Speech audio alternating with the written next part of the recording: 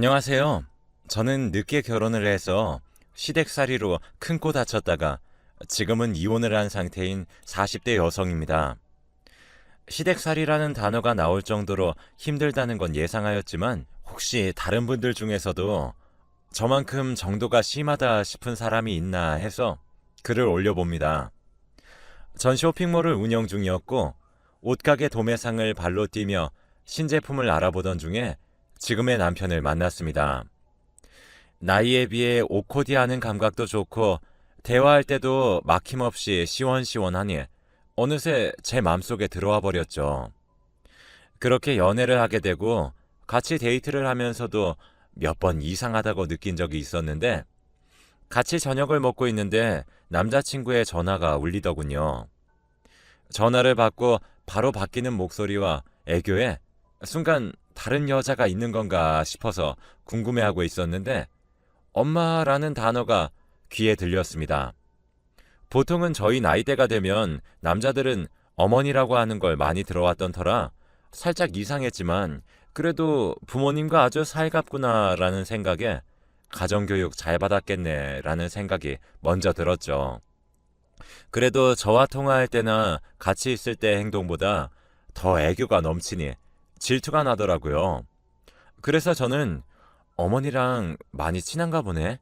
라고 말했고 남자친구는 우리 엄마잖아. 라고 대답하더라고요. 그래서 처음엔 그냥 그러려니 하고 넘겼습니다. 그러던 어느 날 남자친구네 집에 저녁 식사로 초대되었고 남자친구 가족들을 처음 보게 되는 날이었습니다.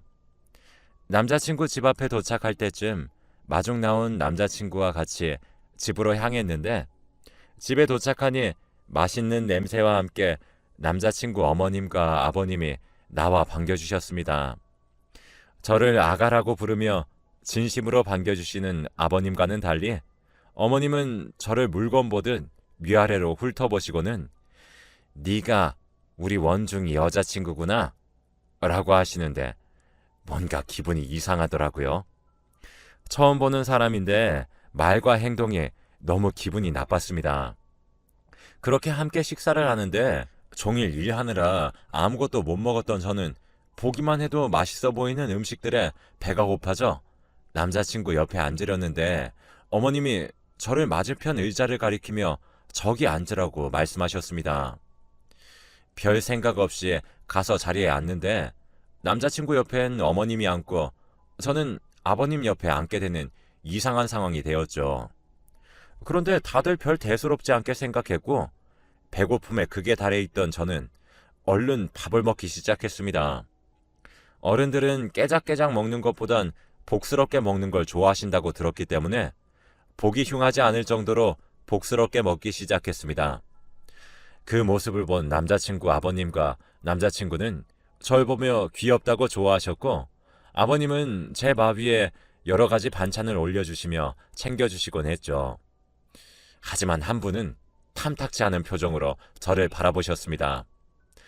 바로 남자친구 어머님이셨는데 남자친구 옆에 앉아서 우리 원정이가 좋아하는 거 많이 했으니 많이 먹어 라며 남자친구의 머리를 쓰다듬는데 그냥 애도 아니고 다 큰 성인한테 저러는 게 이해가 안 갔지만 어머님의 남자친구 사랑이 많이 큰가 보다 하고 생각하며 넘겼습니다.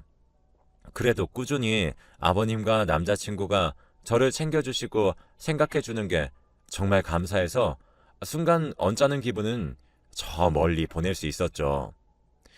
거실에 나와서 두 분이 같이 과일 드시고 손 꼭 잡으며 텔레비전을 시청하는 것으로 보아 두 분 금실이 정말 좋다는 걸 한 번에 알 수 있었고 그 사이에서 자란 남자친구는 사랑을 많이 받았을 테니 나중에 가정에 충실할 것 같기도 했고 두 분 모습이 저희 미래 같아 보여서 결혼 생각에는 망설임이 전혀 없었습니다.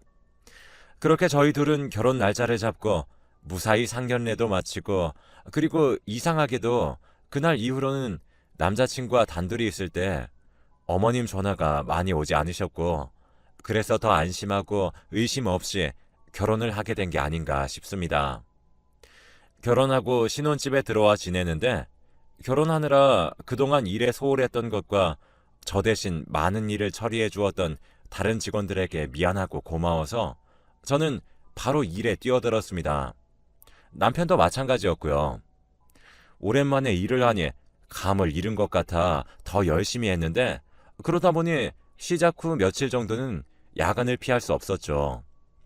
그러던 어느 날 일하는 도중에 남편에게 전화가 와서 받아보니 남편은 울먹이는 목소리로 아버님이 교통사고를 당하셨다고 했습니다. 깜짝 놀란 저는 얼른 알려준 위치에 병원으로 달려갔고 그곳에는 이미 하얀 천으로 덮인 한 사람이 누워 계셨습니다. 그 옆으론 어머님이 주저앉아 울부짖고 계셨고 남편은 하얀 천을 붙잡으며 울고 있었는데 순간 이게 어떻게 된 일인지 이해가 가지 않았고 너무 갑작스러운 이별이라 상황이 받아들여지지 않았습니다. 그래도 절 많이 이뻐해 주셨던 아버님이었는데 이렇게 갑자기 돌아가셨다는 것에 시간이 정지된 듯 했죠. 꿈인 줄 알았습니다. 하지만 마음 한쪽이 아려오는 고통은 꿈이 아니라는 걸 증명하는 듯 보였고 저도 남편 옆으로 가 울고 있는 남편을 안아주며 같이 눈물을 흘렸습니다. 힘겨운 아버님 장례식이 끝나고 홀로 남겨질 어머님이 아주 안쓰러웠는지 남편은 제게 당분간만 어머님과 같이 지내면 안 되냐고 제안했고 저는 흔쾌히 수락했습니다. 지금 제일 힘든 게 어머님이라는 생각이 들었으니까요. 그래도 어머님인데 며느리인 내가 챙겨드려야겠다 싶어서 어머님과 같이 지내는데 며칠 동안은 어머님이 마음을 추스르셨고 며칠 뒤에 어머님은 예전과 달라지기 시작했습니다. 집에 저와 남편이 이렇게 있어도 항상 남편만 찾으시고 저는 거의 투명인가 취급하시더군요. 밥을 먹을 때 저는 심부름꾼이 되어 어머님 시중을 들어야 했고 남편에게 조금이라도 피해가 간다 싶으면 무조건 저를 타박하기 시작했습니다.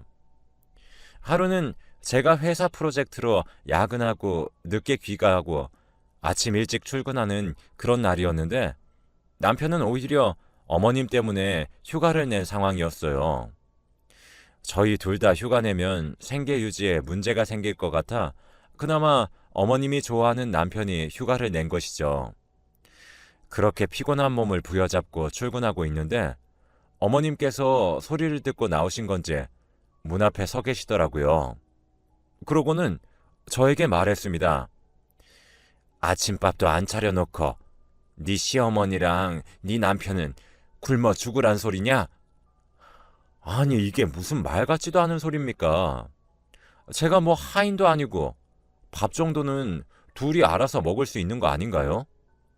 근데 고생하며 일하고 있는 사람한테 저리 말하는 시어머님을 보니 안쓰러웠다가도 밉상으로 보이기 시작했고 제 자식만 자식인 건지 서럽기도 하더라고요. 저는 시간 없어서 밥도 못 먹고 일하러 가는데 집에서 놀고 있는 남편이 알아서 할 수 있는 거잖아요. 저는 너무 화가 나서 오빠가 일어나서 해드릴 거예요. 배고프시면 오빠 깨워드릴까요? 반항 아닌 반항의 어조로 말했습니다. 그랬더니 뭐? 너 잘났다. 이러시면서 방으로 가시는데 저한테 시비 걸고 싶어서 트집 잡고 싶어서 안달난 사람으로밖에 안 느껴졌어요. 아무리 시어머님이라도 서로 지킬 선은 있는 게 아닌가요? 며느리는 무조건 보살인가요? 제가 늦게 결혼했다고 무시하는 것도 아니고 아무튼 일 때문에 스트레스가 많이 쌓인 거라 생각한 저는 그냥 무시하고 회사로 향했습니다.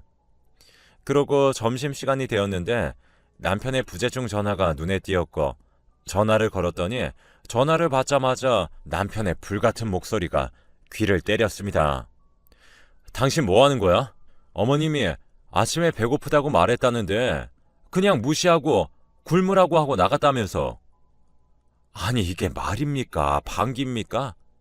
너무 기가 차서 말도 안 나와서 듣고만 있었네요. 어머님이 그러셔? 내가 그렇게 말했다고? 정말 너무하시네. 당신 내가 그랬을 것 같아? 라고 일침을 날렸어요. 남편은 아니 나도 네가 그랬을 것 같진 않은데 엄마가 거짓말할 리 없잖아. 너한테 말하지 말라고 우시는데 나도 모르게 욱해서 우셨답니다.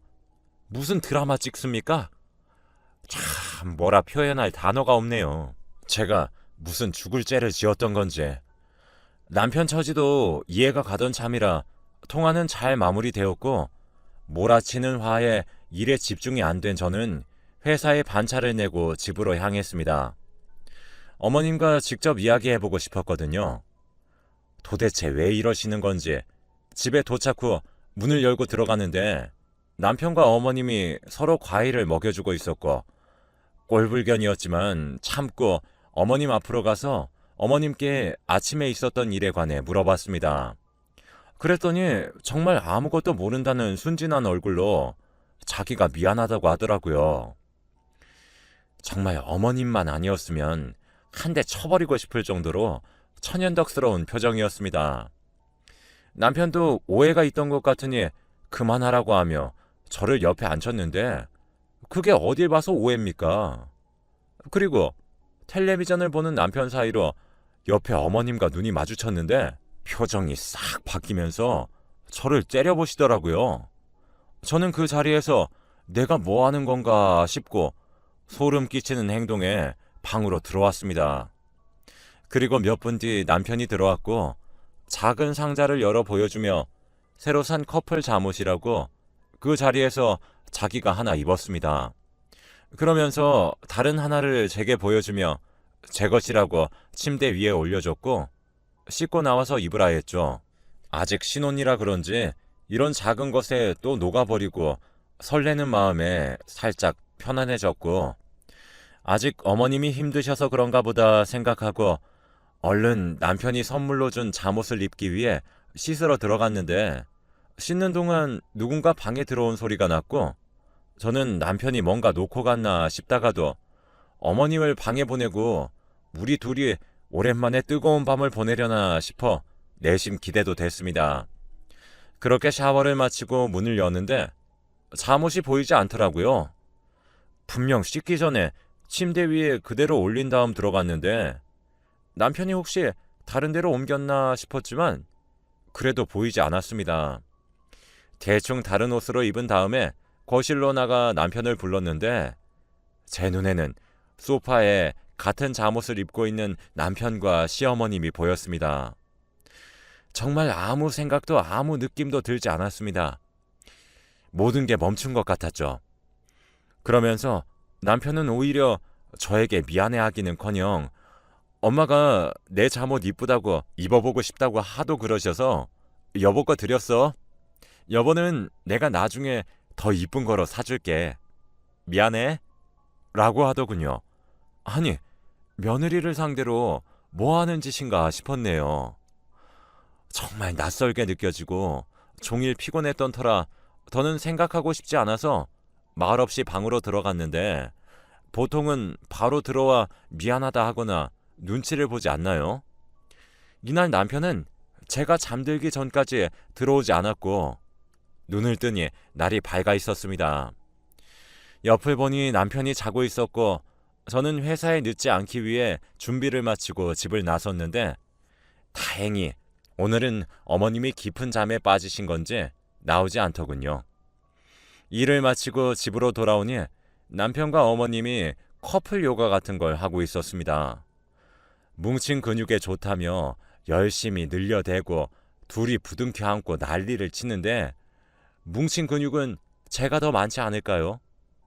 그러면서 팔짱 끼고 하는 모습이 남편과 아내의 모습이었습니다. 저 혼자만 다른 세상에 사는 듯한 느낌이 들었지만 역시 일에 지친 저는 방으로 가서 누웠고 거실에서는 둘의 행복한 웃음소리가 끊이지 않았습니다. 이러한 상황들이 반복되고 한 달 정도가 되었을 때 이 정도면 그래도 괜찮지 않을까 싶었고 저는 남편을 따로 불러 어머님 분가 이야기를 꺼냈어요. 아예 바보는 아니었는지 그동안 제가 많이 서운했을 거를 짐작하고 있는 남편이 더 미웠지만 반대하지 않는 것으로 보아 저에게 미안한 마음은 많이 있었나 봅니다. 우선 어머님께 잘 말해보겠다고 하더군요. 뭔가 순순히 허락할 것 같지는 않았지만 시도라도 해보고 싶었습니다. 그렇게 가시방석에서 저녁을 먹은 후 남편이 어머님께 말을 꺼냈죠.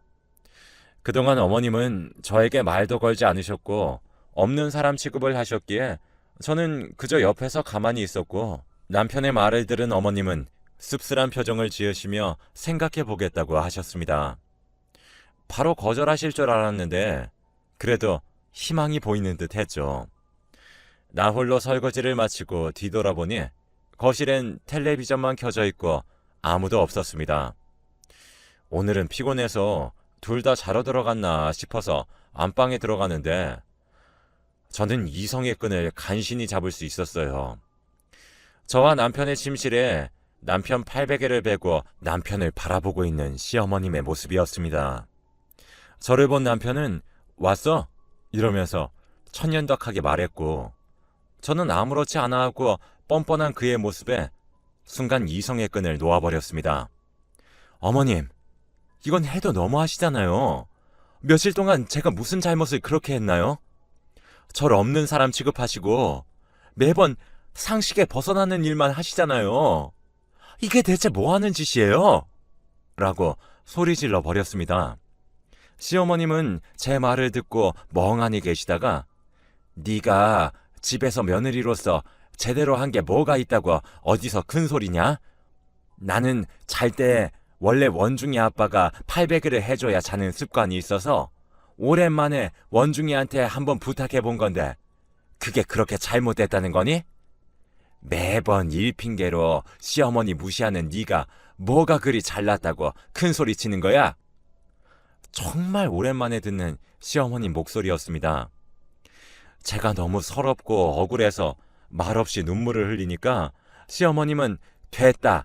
내가 다시 원래 집으로 가면 될 거 아니냐? 라면서 집을 나가셨고, 남편은 제 어깨를 한번 토닥이고는 어머님이 나간 방향으로 달려나갔습니다. 이것저것 제사다 뭐다 집안일이다 이런 거로 잔소리 하시는 것도 힘들겠지만 아빠같이 이렇게 숨막히는 삶이 시댁살이일 거라는 상상은 못 해봐서 각오가 덜 됐던 모양입니다. 그렇지만 아무리 생각해도 어느 장단에 맞춰야 할지 전혀 모르겠고, 어머님이 저렇게 뛰쳐나가실 때 차라리 잘 됐다는 생각이 먼저 들었어요. 그리고 몇 시간 정도 지나고 남편이 혼자 들어왔고 어머님은 집으로 잘 모셔다 드렸다고 했습니다. 그리고 저와 이야기를 하자며 거실에 앉았죠. 안 그래도 힘드신 분인데 꼭 그런 식으로 말해야 했어? 라는 남편의 말에 배신감이 들어 오빠는 내 생각은 들지도 않아? 내가 얼마나 힘들었을지 생각은 해봤어? 라고 하니 남편은 한숨을 쉬며 그래도 엄마인데 여보네 엄마지 우리 엄마 아니잖아 라는 말을 끝으로 저희는 아무런 대화도 오가지 않았습니다. 그렇게 어머님이 안 계시니 그나마 살 것 같았어요. 자주 남편한테 연락 오는 것 빼고는 웬만해서는 집에 찾아오지 않으셨습니다. 아마 제가 있을 때는 귀신같이 알고 피하시는 것 같았습니다만 차라리 그게 편했습니다. 그런데 사건은 여기서 또 터졌습니다. 여느 때처럼 쉬는 날 음식은 하기 귀찮아서 배달책을 보고 있는데 갑자기 어머님께 전화가 오더군요. 어머님이 저한테 전화를 한 건 처음이라 놀랬지만 마음을 가다듬고 전화를 받아보니 어머님이 내 전화 받는데 심호흡이 필요하니?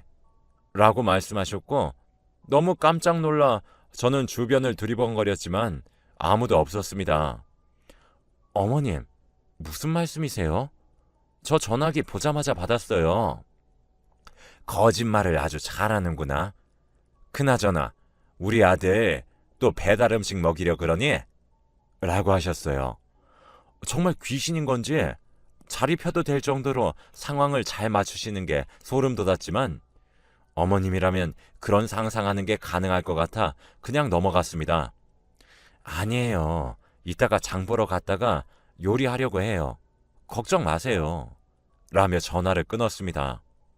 하지만 이상한 일은 여기서 끝이 아니었어요.